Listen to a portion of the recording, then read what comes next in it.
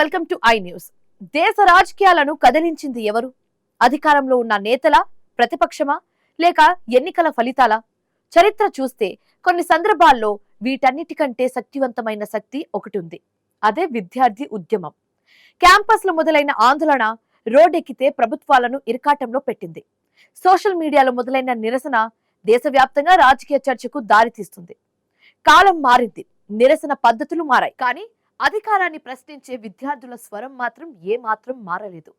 వలస పాలనా కాలం నుంచి జేపీ ఉద్యమం వరకు, మండల్ వ్యతిరేక ఆందోళన నుంచి నేటి మీమ్స్, ఇన్స్టాగ్రామ్ రీల్స్ వరకు భారత రాజకీయాలను విద్యార్థి ఉద్యమాలు ఎలా ప్రభావితం చేశాయి?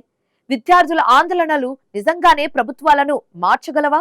ఇదే ఈ ప్రత్యేక కథనం. విద్యార్థి ఉద్యమం అంటే కేవలం ఫీజుల పెంపు లేదా పరీక్షల సమస్యలపై ఆందోళన కాదు. ఒక తరం తన భవిష్యత్తుపై ఉన్న అసంతృప్తిని, ప్రభుత్వ విధానాలపై ఉన్న వ్యతిరేకతను, సామాజిక సమస్యలపై ఉన్న ఆగ్రహాన్ని వ్యక్తం చేసే వేదికగా క్యాంపస్లు మారాయి. భారత్లో ఈ సంస్కృతి కొత్తది కాదు. బ్రిటిష్ పాలన కాలంలోనే విద్యార్థులు రాజకీయ చైతన్యంలో కీలక పాత్ర పోషించారు. దేశ స్వాతంత్ర్య ఉద్యమం ఊపందుకున్న సమయంలో కాలేజీలు, యూనివర్సిటీలు కేవలం చదువుకునే ప్రదేశాలుగా ఉండలేదు. విదేశీ వస్తువుల బహిష్కరణ నుంచి బ్రిటిష్ పాలనకు వ్యతిరేకంగా జరిగిన ఉద్యమాల వరకు విద్యార్థులు, యువత పెద్ద సంఖ్యలో పాల్గొన్నారు. అంటే భారత రాజకీయాలలో విద్యార్థుల జోక్యం స్వాతంత్ర్యానికి ముందే మొదలైంది. దేశానికి స్వాతంత్ర్యం వచ్చిన తరువాత కూడా విద్యార్థుల ఉద్యమాలు ఆగలేదు. భాషా విధానాలు, ప్రాంతీయ హక్కులు, విద్యా వ్యవస్థ, నిరుద్యోగం వంటి అంశాలపై అనేక రాష్ట్రాలలో విద్యార్థులు ఉద్యమించారు.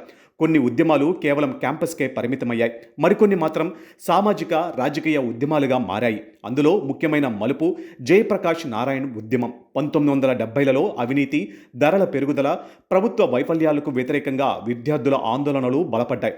బీహార్లో మొదలైన విద్యార్థి ఉద్యమానికి జేపీ నారాయణ్ నాయకత్వం వహించడంతో అది క్రమంగా దేశవ్యాప్త రాజకీయ ఉద్యమంగా మారింది. ఈ ఉద్యమం భారత రాజకీయాలపై భారీ ప్రభావం చూపింది. 1990లో మండల్ కమిషన్ సిఫార్సులు అమలు ప్రకటనతో దేశవ్యాప్తంగా తీవ్ర రాజకీయ, సామాజిక చర్చ మొదలైంది. ముఖ్యంగా ఉత్తర భారతదేశంలోని అనేక కాలేజీలు, యూనివర్సిటీల్లో విద్యార్థులు పెద్ద ఎత్తున నిరసనలు చేపట్టారు. రిజర్వేషన్లకు మద్దతుగా కూడా ఉద్యమాలు జరిగాయి. అంటే విద్యార్థి ఉద్యమం ఒకే అభిప్రాయానికి ప్రతినిధిగా ఉండదు. ఒకే అంశంపై రెండు విభిన్న వర్గాలు, రెండు భిన్నమైన న్యాయాలను ముందుకు తీసుకురావచ్చు. మండల్ ఉద్యమం భారత రాజకీయాలలో కులం, సామాజిక న్యాయం, అవకాశాల సమానత్వం వంటి అంశాలను మరింత బలమైన రాజకీయ చర్చగా మార్చింది. ఇప్పుడు కాలం పూర్తిగా మారిపోయింది. ఒకప్పుడు ఉద్యమం అంటే పోస్టర్లు, కరపత్రాలు, ర్యాలీలు, నినాదాలు. ఇప్పుడు ఒక హ్యాష్ ట్యాగ్ చాలు, ఒక వీడియో వైరల్ కావచ్చు, ఒక మీమ్ లక్షల మందికి చేరవచ్చు, ఒక ఇన్స్టాగ్రామ్ రీల్ గంటల్లోనే దేశవ్యాప్తంగా చర్చకు దారి తీయవచ్చు. ఇదే డిజిటల్ యుగంలో విద్యార్థి రాజకీయాల కొత్త రూపం. ఒక కొత్త తరానికి రాజకీయ వ్యంగ్యం కూడా ఒక ఆయుధంగా మారింది. మీమ్స్, వ్యంగ్య వీడియోలు, రీల్స్ ద్వారా అధికారాన్ని ప్రశ్నించే సంస్కృతి పెరిగింది. ఇందులో ప్రత్యేకంగా కనిపించేది కాక్రోచ్ జనతా పార్టీ వంటి డిజిటల్ రాజకీయ వ్యంగ్య సంస్కృతి. ఇది సంప్రదాయ రాజకీయ పార్టీ కాదు, కానీ ఒక విషయం మాత్రం స్పష్టం చేస్తుంది. యువత రాజకీయాలను కేవలం సభల్లోనే చూడటం లేదు, మీమ్స్లోనూ చూస్తుంది, రీల్స్లోనూ చూస్తుంది, కామెంట్లోనూ ప్రశ్నిస్తుంది.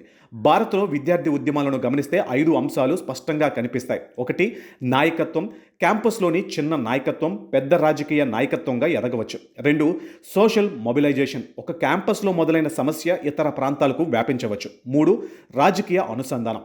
విద్యార్థుల సమస్యలు క్రమంగా విస్తృత రాజకీయ సమస్యలుగా మారవచ్చు. 4. మీడియా ప్రభావం. ఒక ఉద్యమానికి ప్రజల మద్దతు పెరగాలంటే దాని సందేశం విస్తృతంగా చేరాలి. 5. డిజిటల్ శక్తి. ఇప్పటి తరం సోషల్ మీడియాను ఉద్యమానికి ప్రధాన వేదికగా ఉపయోగిస్తుంది. ఇక్కడే అసలు ప్రశ్న. విద్యార్థులు పెద్ద సంఖ్యలో రోడ్లపైకి వస్తే అది తప్పనిసరిగా ప్రభుత్వాన్ని మార్చేస్తుందా? అలా కాదు. ఒక ఉద్యమం రాజకీయ ప్రభావాన్ని చూపాలంటే ప్రజల మద్దతు, స్పష్టమైన డిమాండ్లు, నిరంతరం ఉద్యమం, నాయకత్వం వంటి అనేక అంశాలు అవసరం. కొన్ని ఉద్యమాలు ప్రభుత్వ నిర్ణయాలను మార్చాయి, కొన్ని ఉద్యమాలు కొత్త రాజకీయ నాయకత్వాన్ని తయారు చేశాయి, మరికొన్ని ఉద్యమాలు మాత్రం కొద్ది రోజుల తర్వాతే కనుమరుగయ్యాయి.